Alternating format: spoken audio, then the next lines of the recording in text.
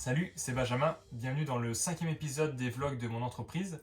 Aujourd'hui, on va faire le bilan de mes vlogs que j'ai sortis depuis un mois et on va voir ensemble aussi le retour sur investissement du marketing vidéo que j'ai pu appliquer à ma propre entreprise. C'est parti. Dans un premier temps, on va voir pourquoi est-ce que j'ai décidé de faire ce défi-là. Dans un deuxième temps, on parlera du ballon d'attention. On verra ensemble le temps que j'ai pu passer à créer, réaliser ces vidéos-là et le retour sur investissement que j'ai eu en réalisant ces 4 vidéos-là pendant un mois. Pourquoi est-ce que j'ai décidé de réaliser ce défi?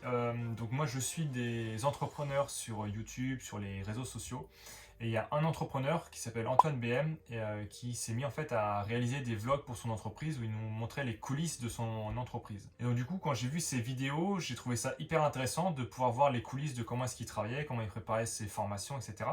Donc je me suis dit, bah moi ça pourrait être aussi intéressant pour mes clients de pouvoir découvrir comment est-ce que moi je travaille, comment est-ce que ça se passe dans les coulisses de mon activité. Et donc l'idée c'était qu'au bout d'un mois je puisse faire le point sur ça, voir les différents échanges que j'ai pu créer, les différentes relations que j'ai pu créer aussi, et voir si j'ai eu un impact aussi sur mon chiffre d'affaires par rapport à ce que j'ai pu mettre en place. Donc avant de parler de chiffres et de retour sur investissement, j'ai envie de te parler de toute la partie ballon d'attention. Donc dans toutes les stratégies marketing vidéo, ce qu'il faut savoir c'est que c'est des choses que tu vas mettre en place et que tu n'auras pas forcément de résultats tout de suite. C'est des stratégies qui s'inscrivent vraiment dans le moyen long terme et l'idée c'est de bien comprendre que tu plantes des petites graines et qu'elles pousseront peut-être dans une semaine, dans 3 mois, dans un an, dans 2 ans. Donc voilà, c'est bien prendre ça en compte que c'est des choses qu'on met en place mais que tu n'auras pas du résultat tout de suite.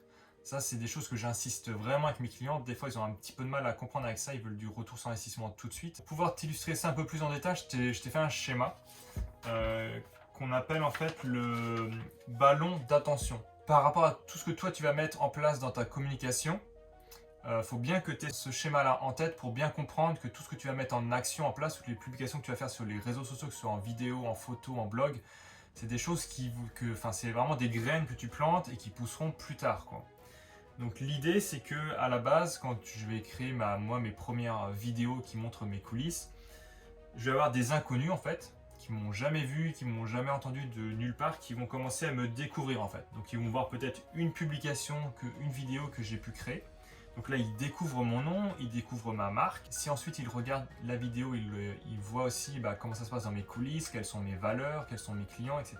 Et donc là, la première étape, c'est qu'ils commencent à connaître mon nom. Donc ils ont vu qu'une publication. Ensuite, ces personnes-là, certaines d'entre elles iront un peu plus loin, elles deviendront curieux ou curieuses. Donc là, c'est-à-dire qu'ils vont s'intéresser au contenu que je fais et ils vont aller le regarder de temps en temps, donc de plus en plus régulièrement. Donc ça, c'est des personnes qui regardent mes contenus mais qui ne sont pas encore acheteurs en fait. Ensuite, les curieux et les curieuses vont se transformer en amateurs. Donc ça, c'est des personnes qui vont consommer activement ton contenu.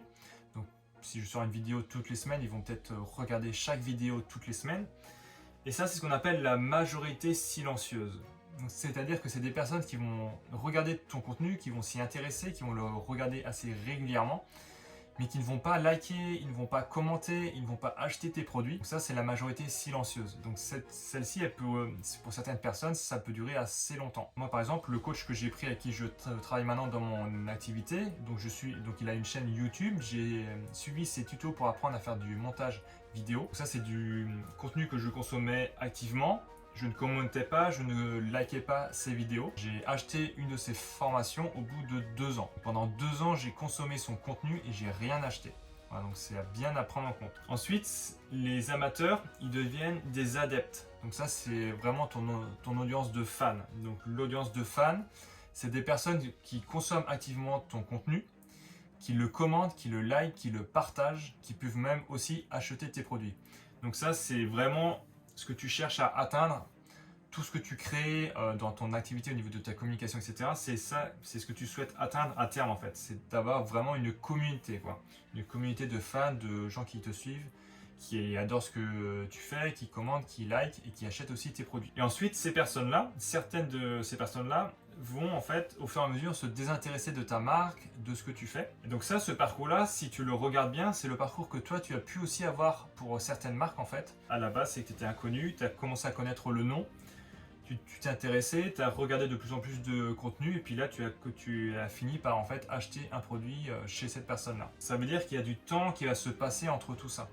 Donc ça, c'est vraiment important à prendre en compte, c'est que toutes les stratégies que tu vas mettre en place, c'est des stratégies qui vont mettre du temps, enfin surtout les stratégies que moi je propose avec mes clients, la stratégie vidéo marketing. Pour certaines personnes, ça peut exploser au bout d'une semaine, et pour d'autres, ça mettra peut-être 6 mois, ça mettra peut-être 1 an, ça mettra peut-être 2 ans. Donc ça, on ne maîtrise pas ça, le timing de au bout de combien de temps est-ce que tu vas avoir un retour sur ces vidéos-là. Et le deuxième point qui est hyper important à prendre en compte, c'est que dans la stratégie vidéo marketing, il y a 2 axes hyper importants. Il y a un premier axe qui va servir vraiment à développer ta marque, à parler de ta marque, de tes valeurs, etc. Donc ça va permettre aux gens de s'identifier à ta marque et ça permet aux gens de savoir s'ils aiment ou pas ta marque, tu vois. Donc ça, c'est des choses où tu n'auras pas forcément de retour sur investissement d'un point de vue chiffré en termes d'euros qui sont sur ton compte en banque. Par contre, tu peux le chiffrer grâce au nombre de vues que tu peux avoir sur tes vidéos, sur tes posts, le nombre de commentaires, le nombre de j'aime, le nombre d'heures de visionnage. Si tu as une chaîne sur YouTube, tu peux voir le nombre d'heures de visionnage total que ta chaîne a pu créer. Donc ça te permet de chiffrer en fait le retour sur le développement de ta marque. Donc c'est pas du chiffre d'affaires qui va sur ton compte en banque, mais ça permet de développer ta marque, de la faire connaître. Et à terme, en fait, quand les gens aiment ta marque et commencent à te suivre, etc., tu peux les amener à acheter tes produits ensuite. Donc ce qui est important à retenir, c'est vraiment que quand on travaille avec moi, on n'investit pas en fait dans un vidéaste en fait qui fait juste des vidéos pour avoir un retour sur investissement. En fait, les gens qui travaillent avec moi, ils investissent vraiment dans un vidéaste où la grosse partie de mon job en fait, c'est vraiment de faire en sorte qu'on respecte la marque de mon client, qu'il y ait une marque aussi et qu'on parle de la marque. Il faut savoir que les grosses boîtes aujourd'hui, Apple ne serait pas Apple sans leur marque, parce qu'Apple sans sa marque, ça serait juste quelqu'un qui vend des ordinateurs.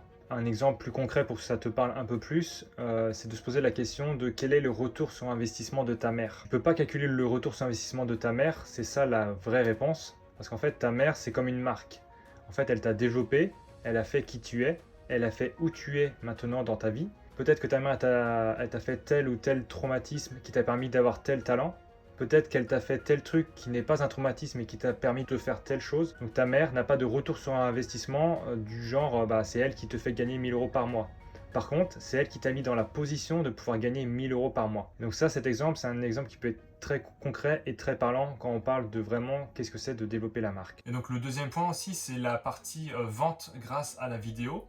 Donc ça, cette partie-là, elle peut être vraiment chiffrable assez facilement si tu crées en fait des vidéos que tu peux utiliser dans des pubs sponsorisées. Si par exemple tu veux faire une pub pour vendre un programme en ligne, tu peux faire une vidéo qui présente ce programme-là, une vidéo de vente pour vendre ce programme-là et tu peux la sponsoriser sur Facebook. Et donc grâce à la campagne publicitaire, tu pourras vraiment avoir des retours de calcul pour savoir si ta vidéo a été performante, si ta publication a été performante, si le thème plaît aussi aux gens, etc. Donc ça, c'est un deuxième point qui peut être mis en place pour pouvoir chiffrer de manière très précise. Donc, ce qu'il faut savoir, c'est que moi, les accompagnements que je fais avec mes clients, l'axe principal, c'est vraiment de développer la marque. Ça, c'est l'axe le plus important.